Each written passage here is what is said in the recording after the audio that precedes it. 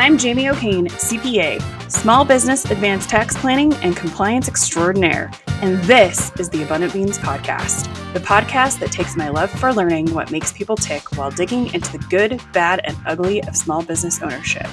We strive to give you the insight that only those in the trenches of being and working with entrepreneurs can provide. Today, I'd like to welcome to the podcast Stacy Taubman.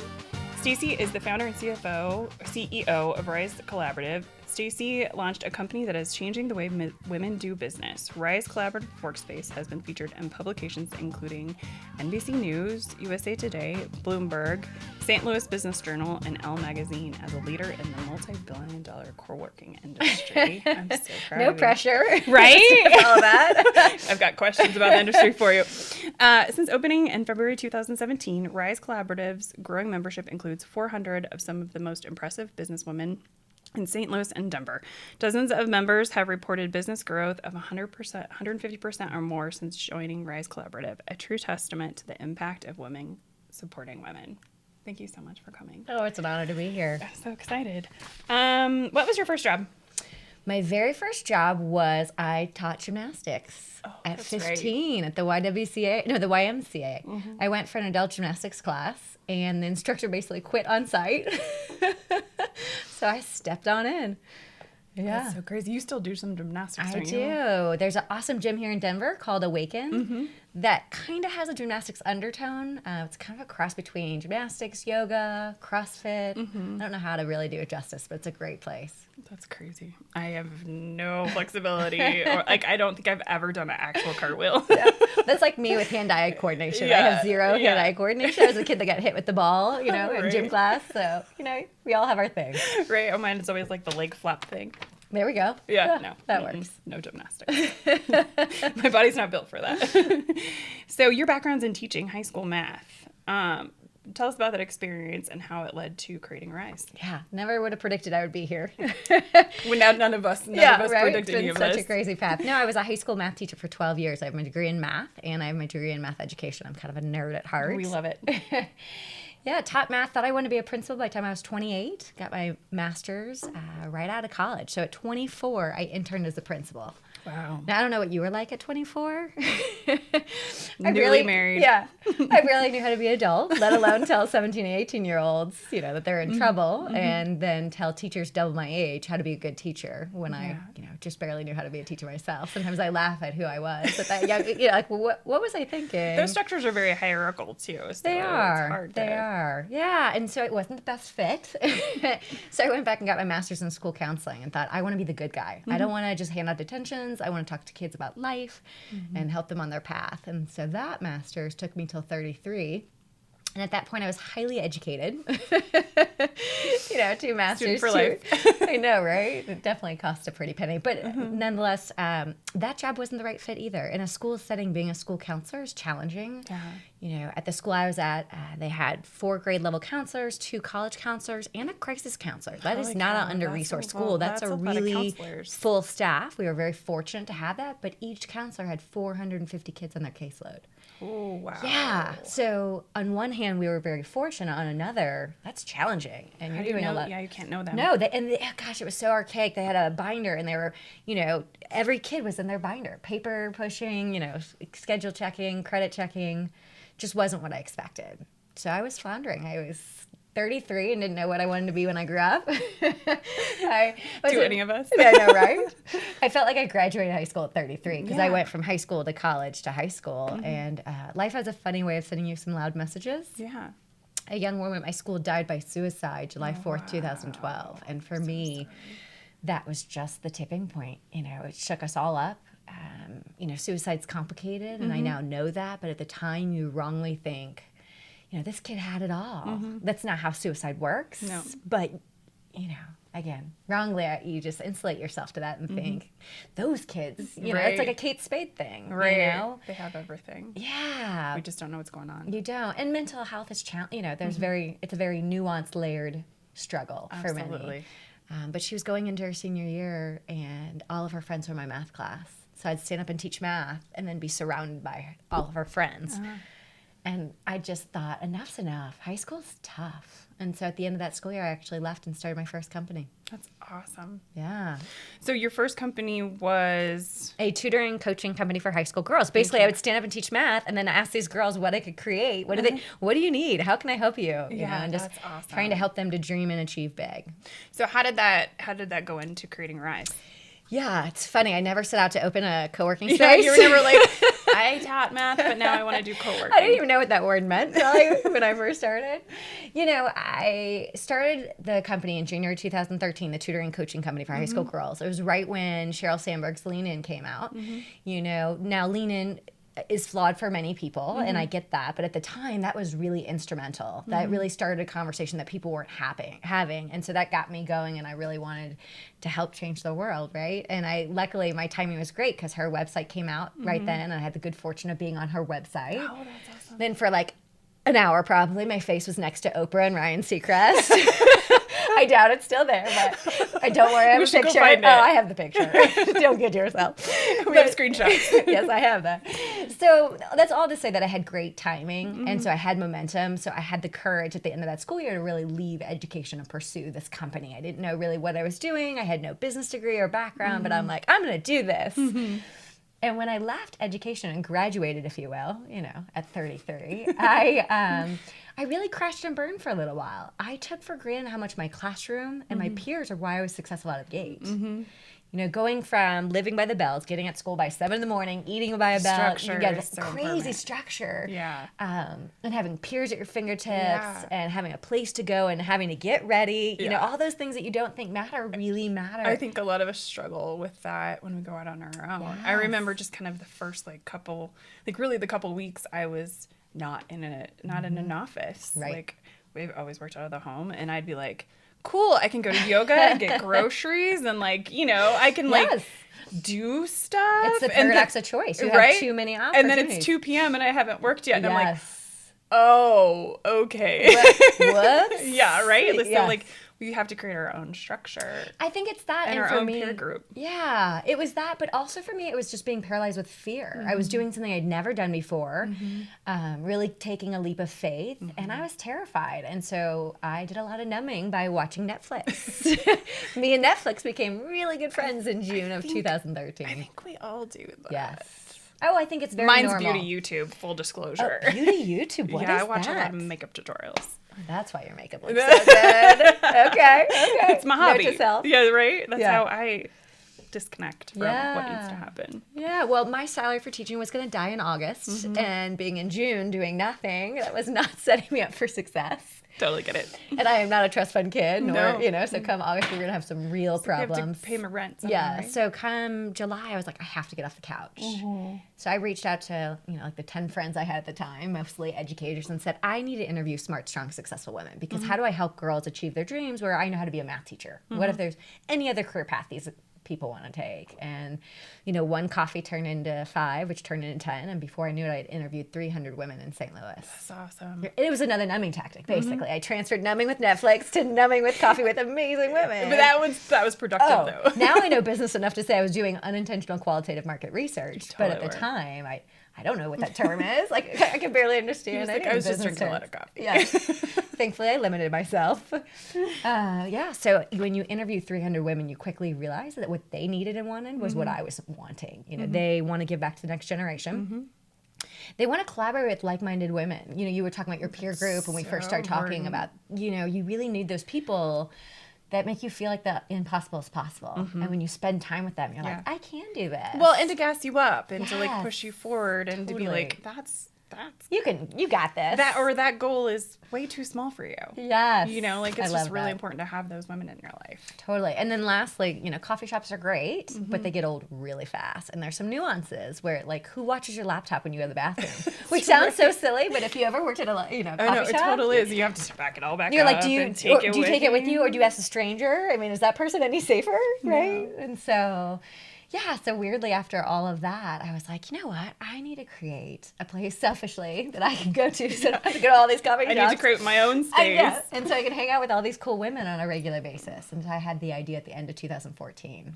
That's awesome. But it took me all the way to 2017 to get it open. Well, that's creating a co-working space is a lot of work. Especially when you know nothing about business and you have to raise capital. I had a long road and learning curve. Construction and finding space and doing the thing. So that is awesome. Yes, I know it's a lot of work to do Yeah. that. Some of us just hang shingles and work out of the house. Hey, that works too. I was just blissfully naive. So let's talk about the mission of Rise. Yep. So tell us what the mission of Rise is. And also, I want to know how you created Quick Growth in St. Louis. I know, right? Yes. Well, my whole, it's funny. I say you have to be really clear in your why, but flexible in your how and your what. My why didn't change. As weird as that sounds, my why is still about those high school girls. My whole mission and vision is to create a pipeline for success, right? Grab them in high school and support them wherever they are in that journey. Right. It's the how. Yeah. And so the co-working and the community I've created kind of helps to do that because I'm able to connect professional women from every industry you can imagine to these high school girls.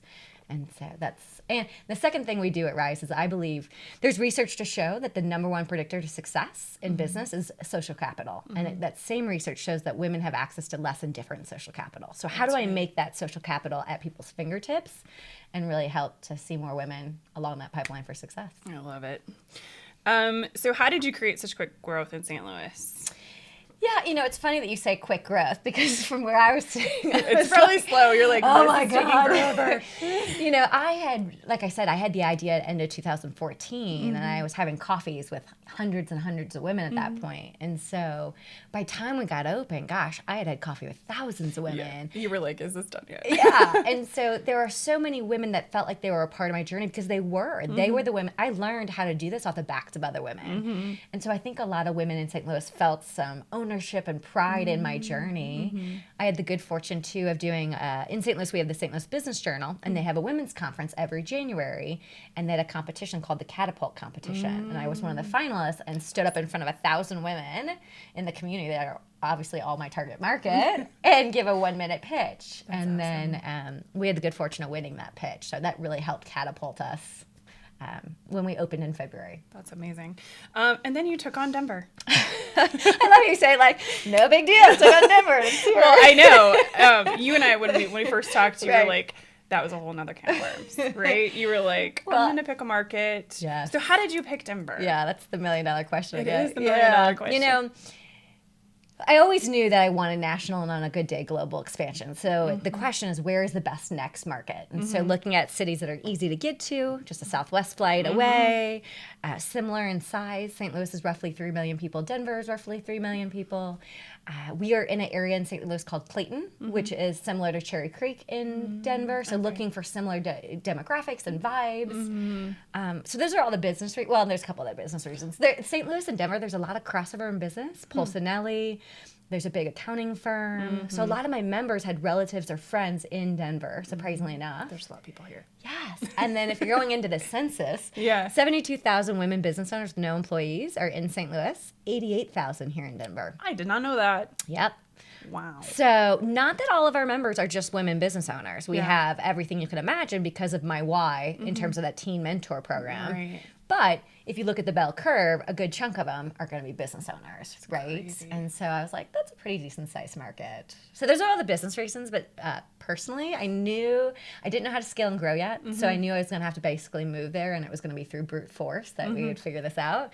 And my husband already was coming to Denver to ski on the Epic Pass. That works. So he wasn't too upset And about you guys live here. We could do half and half. Ish, yeah. I don't know. That question's not easy to answer. So what were some of the greatest obstacles in creating Rise here in Denver? Yeah, that's a good question. So I had never set foot in Colorado prior to February 2018.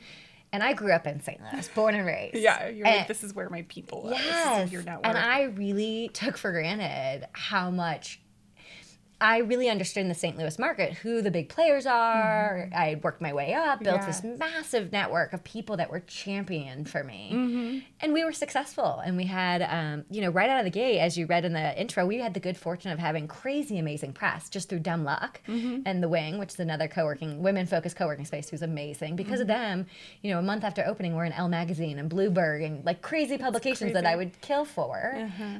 So we had a lot of street cred in St. Louis. And I took for granted how coming into a new city when nobody knows you, nor cares about you. And you're like, hey, you want to have coffee? And people are like, They're like, we don't need what you're selling. And I'm like, buddy, I'm not selling anything right now. I don't even have a building. You want to have coffee? I'm just trying to meet people. Yeah. So I took for granted how much that network and street cred really helped me to be successful. Trying to start all over. Yeah. Wow. Which is very humbling and a good growth experience. Oh, it's so interesting to me because you were saying how hard it was to network in Denver, and I was like, really? But then I've always been here, right? So this is my, this is my home. But I know, I mean, we've had people on the podcast who have been here for like 2 years, and literally I call them like 7 degrees of Kevin Bacon situation, right? I always say like a half a degree of separation. Yeah, there you go. We all are. Right. Like, for sure. Almost everybody I meet like knows somebody I know. Yeah. So it's just getting into that network. It is. And really, I think I started, once I signed the lease in September 2018, I really saw things starting to turn around. First of all, I got an apartment, and I was here more often. I think getting that apartment, people started taking me more seriously. Like, you're not just going to be an outsider popping in and out. People checking your address. Yeah. It's so crazy. I don't know. It just meant I wasn't going away. Oh, okay. I wear people down eventually. I love that. So, so I want to talk some more about the philanthropy arm, Rise Society. So what does that arm provide, and how is it integrated? Yeah. So you've talked a little bit about it, but it's funny. It was actually originally, and I think of Rise Collaborative. I think of Rise as like this umbrella, and under the umbrella you have two arms. You have the Workspace, and you have the nonprofit, because we're all doing the same thing. Just what tools are we using to do it? Yeah. The nonprofit components were always in my business plan. I never set out to start a nonprofit, but I got encouraged, strongly encouraged to take those things out of a for-profit. Yeah. You know, my nonprofit is a mentor program connecting high school girls to our members. We also put on big events for high school girls with speed networking with our members and things like that. And then we give scholarships to girls and women who can't afford our memberships. And so my advisors and investors were like, what are those things doing in a for-profit? You're like, I'm trying to make money here. I was like, I don't know. This is my why. So I don't care how we accomplish these goals, but we're doing them. Yeah. So we're doing them now in a nonprofit. So, so you have, which is just completely different than any other, when there's a philanthropy arm to a business, especially when we're doing mentoring, like it's a totally different situation. Your co-working space is a co-working space, but it's really so much more. Way different than. Yeah. I have a marketing company that was a member in St. Louis, and they're like, it's time to rebrand your website.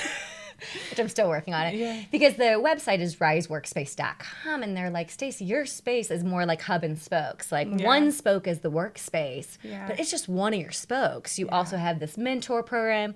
Because I'm a teacher at heart, we do so much curriculum. I'm not supposed to call it curriculum because adults don't want to feel like they're back in school. I do. I'm daily in school. Good. Programming is what I'm supposed to call it. So we put on weekly programming. Oh, that's awesome. We publish books, which I know sounds crazy, but we have a publishing arm. I know, it's my ADD. And then we put on massive conferences too. So we're so much more than a space. The space just provides that home base. Yeah. But it's more about a community and giving women a place to feel at home. I love it. I love it so much, and I need to go hang out. You need to come see it. I know, I need to come hang out. So I want to ask you about the co-working industry, because we're seeing a lot of stuff in the news. I wonder what you're going to ask me about. I have no idea. So co-working spaces have been getting some media attention. Oh, have they? We work. I read it daily. I know. So what are your thoughts on the trajectory of the industry? I know that Rise isn't really, I mean, you're not normal. But you're not normal. You're not normal, which is good. No, I appreciate that. What are you guys seeing in the co-working industry? What kind of, obstacles are you guys seeing coming up? Well, I think when people hear the word co-working, I think what people's brains traditionally think about is a big space that's chopped up into a bunch of rentals, right? WeWork did a lot of that. And so for us, since we're so different than that, for us, it's totally different. For us, it's about this community. It's a place to be. It's not about chopping up a space and renting it out to hundreds of people. While we do have almost 200 members here in Denver, they're not renting an office. Yeah. So I think the co-working industry is really changing and evolving, and it's not a one-size-fits-all term. And so that term's almost outdated for a lot of us. So it's figuring out, what is that term that really is a catch-all that explains all that we're doing. Yeah. You guys call yourself a collaborative workspace. Yes. And I think that's totally different than the traditional, even if co-working could be traditional at this point, right? Right. That traditional space where you just like have the ability to, find a cubby. Yeah. Somewhere. Well, and so many people are like, oh, I don't need a membership of your space. I don't need an office. And that always makes me laugh because in St. Louis, I have almost 300 members, everything from startup to a CEO of a $500 million company. She doesn't need an office. She has an office. I think she has a corner office somewhere. But, people are part of our community not because of the space, not because they need an office. It's about having that community. I know I'm being repetitive, so I apologize. I but think it's important. I think there's a misnomer in my industry that it's about the space. And to be honest, when I started, I thought it was going to be about the space because I needed a space. I didn't like working from home, and I was like, get me out of these coffee shops. So for me, it was about the space. So it was confused when we opened. I have 6,000 square feet in St. Louis, and I had at one point 200 members, and it was still quiet. And it wasn't very full because for the people joining, they weren't joining for the space. They were joining for our programming. And so they're not using our physical space on a consistent basis. That's awesome. Now that we have 300 members, it's a little bit buzzier. It's like we got people coming in and out. Yeah, but same thing in Denver. I have 11,000 square feet. We're almost to 200 members. We only opened in April, which is great. I couldn't be happier. But I'll be honest, there's definitely quiet days because not everyone's there for the space. And that's okay, because that just means I can take thousands of members. Well, and I say this all the time, like when you create community, you actually create purpose for people, right? Like you can't just create something and not create a community around it because it's just not going to work. Right. And people are craving it. We're hardwired for connection. Yes. But and in some ways, we're more connected than ever before, but we're more disconnected. You don't even have to leave your house to get groceries. No. And there's crazy research to show that disconnection is actually as bad for your health as smoking 15 cigarettes a day. Can you believe that? At least Google says that. Oh, Google says that. Well, we're not going to believe it today. All right. So before I ask my last question, where's the easiest way for people to find you? Yeah, we were actually before the podcast talking about LinkedIn. I love me some LinkedIn. Yes, so you can find me on my personal LinkedIn, Stacy Taubman, on any of the social media platforms under Rice Collaborative Workspace. Not is great Facebook, too. Yeah, she's teasing. I'm Oliver. Audrey, don't get mad at me. I hired Audra Brem from Brem Media to help us with our social media, and we're working on our Facebook. Just kidding. Yes, friend her anywhere, and we'll link everything down in the description boxes. So. Question for you. Okay. What creates the biggest impact on growth for women-owned businesses, and how do we cultivate that impact? Yeah. So I live by the quote, "You are the average of the 5 people you spend the most time with," by Jim Rohn. Going back to our why, that's social capital. We are so busy as women. We wear so many different hats, and sometimes it's exhausting. And to think about all the times. Yeah. fair. It's gonna be all the times. Yeah. And sometimes to put yourself out there and have coffee meetings when you really just need to get your to-do list done, or going to a networking event, or any of these other things that don't directly impact your business right then and there feels exhausting and unnecessary. But taking the time to build those relationships, it really makes a difference in your business. So that quote, "You are the average of the 5 people you spend the most time with," I think it's important to think about who are my 5, where am I putting my effort, and am I building my social capital? Because it's time. I love that. Yes. Thank you so much for coming. Absolutely. This is fun. So good. Thank you so much for listening or watching. Be sure to subscribe on YouTube, iTunes, or wherever you prefer to listen. If you learned something and found some useful information to apply to your business today, please consider giving us a thumbs up and a review. Until next week, be abundant.